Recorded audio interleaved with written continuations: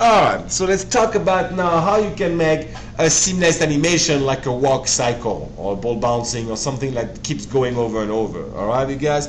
Well, it's fairly simple and ready. There's two ways. I like to do it two ways. One I call brute force, you know, and the other one I call it a refined way. Alright, you guys? I always start with brute force. It's fast, it's easy.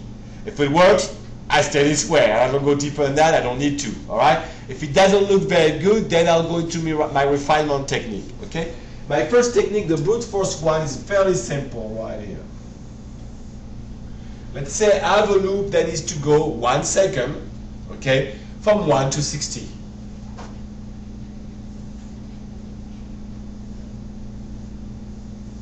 Right there. What I'm going to do is I'm going to take my key number 1 right here, and I'm going to duplicate it on 60 right here, sorry, on 60 for that first one. Right there. On 60, you guys. Alright? So now I get 1 and 60 are the same. The previous key are going to interpolate into 60, so will be seamless. Alright? What is the problem of that technique though? Have like a small little slowdown. Yeah, freeze. For 2 frames, it's got to freeze a little bit. Alright? It's called a nudge in animation. Okay? It's called nudging. Alright, you guys?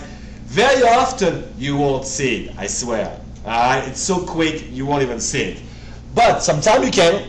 I agree. So if I can see it at that point, it doesn't work, brute force doesn't work for me, in that case I get to the next system, the refinement system. In my refinement system, what I'm going to do is that.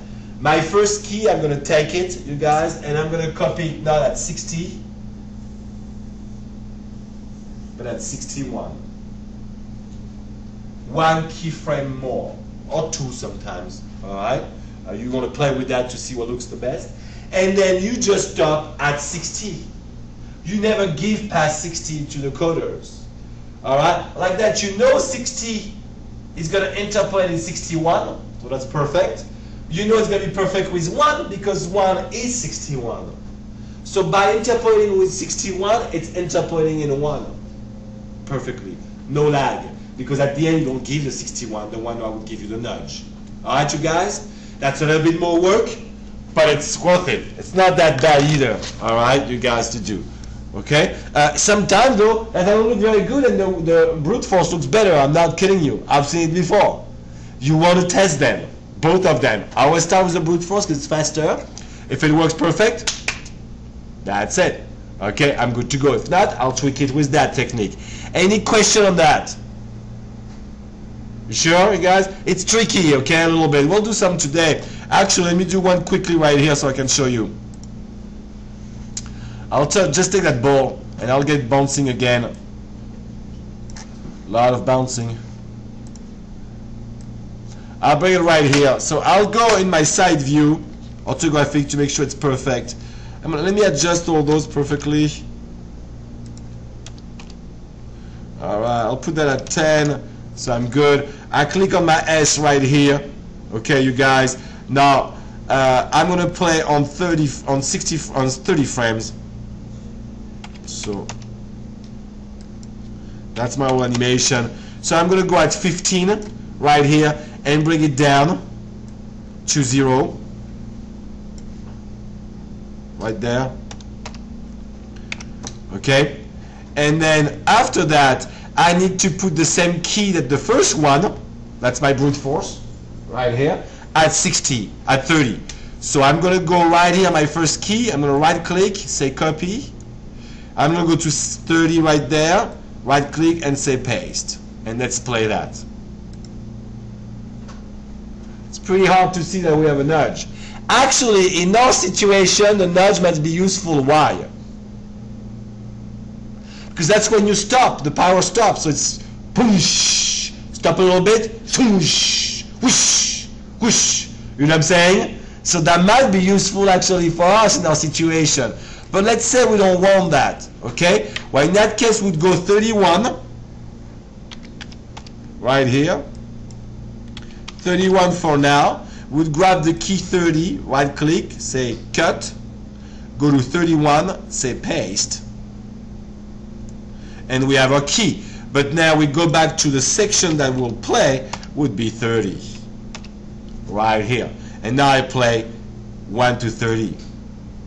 See, it's a little faster, there's not the lag at the top, it starts right away. Alright, you guys? That's the two main techniques to do that. Okay, you guys, that's very important to understand that. Everybody understand that? Okay? And then after that, you would be able to adjust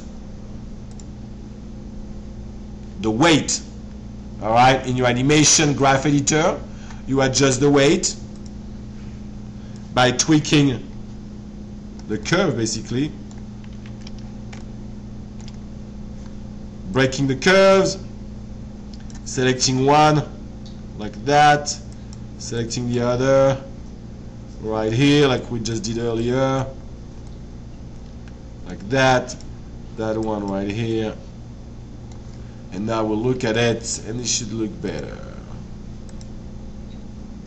Alright. Okay, so that's the way you animate that type of things, you guys. That's the rule. And not that, we don't need that anymore. That's the rule of looping, basically. Now, after that, after the loop, we need to go into 4. Okay, we need to be on a treadmill. Alright, basically. Again, the game engine doesn't really know when you want to stop or when you want to start. Because of that, we make the loop. The loop are basically of walking. You guys are going to start when I start walking. Okay, when I push the button to walk, the stick on walking, then my loop starts. What the engine does, and that's 2D and 3D, that doesn't change anything, is that the engine works, and we've seen that for the text, for the tiling, you guys, as a grid. Remember that? We talked about it? It's a grid. Okay? A grid 2D and a grid 3D. Okay? Down to the pixel. Let's say that's 1 pixel. Alright, you guys? Now, your character is right here in the screen. We're talking 2D, okay? And it needs to go right there, okay? The engine is just going to move it to the new coordinate system, that's all. Let's say that's 1, 1, that's 1, 2, 3, 4, 5, 6, 7, and that's 1, 7. It's just going to move it from 1, 1 to 1, 7. Straight flat like that. Okay, you guys? And it's going to play your looping animation. That's why it needs to be on a treadmill. You are not actually physically moving in the 3D software, you are moving into the game engines. Alright, you guys? That's very important to understand that. Okay? So that would be the treadmill situation. Now, after the treadmill situation, we have the most important part for me is they must blend, animation must blend perfectly from one to the other. Okay? Meaning, if I want to do walking like I was saying earlier, and I'm my right foot forward and I want to shoot, I should be able to shoot. If my left foot forward right here is there and I want to shoot, I should be able to shoot anytime I want on the frames, okay? That would be impossible unless you have done a shooting at every frame of 60 seconds. So that means you've done 60 animation of shooting. That's insane. Alright, that will never work. That's impossible. It's too big inside, that's too much work, and so forth. So what do? We cut our animations in parts. We physically cut them in parts, you guys. Like that, we can play them whenever we want. So let's say we have the idle like that of the gun, and it's just the arms. And we have another file, it's shooting right here. Okay, that's what you do. You have the walking of the legs, and whenever you want, you say, hey, go from the idle to the shooting now. So you can put every animation that you want together whenever you want, because you're working in parts. I call it the G.I. Joe syndrome. Alright? Because it's just like a G.I. Joe or a Barbie doll. Alright, you guys, basically. That's very important because you can reuse stuff also. Okay? Let's say you have, let me see. Actually, let me stop. Yeah, let's say you have an animation where you're shooting, you're getting dead, you're dying. From 1 to 30, that's dying. So you're getting hurt and then you die, alright? Okay? When relative, to look at it, 1 to 10 can be getting shot, and then 11 to 30 could be you're dying, right? So you could reuse that as a loop. 1 to 10 a loop every time you're getting shot until you're dead. If you still have some health, you're not dead. So you can get shot, come back, get shot every time, unless now you don't have any health anymore, you get shot and it keeps going until you're dead. Alright? So you're reusing the same animation for two different things.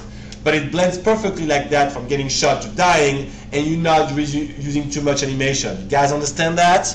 Alright? It's very important, you guys. Let me stop that just a second.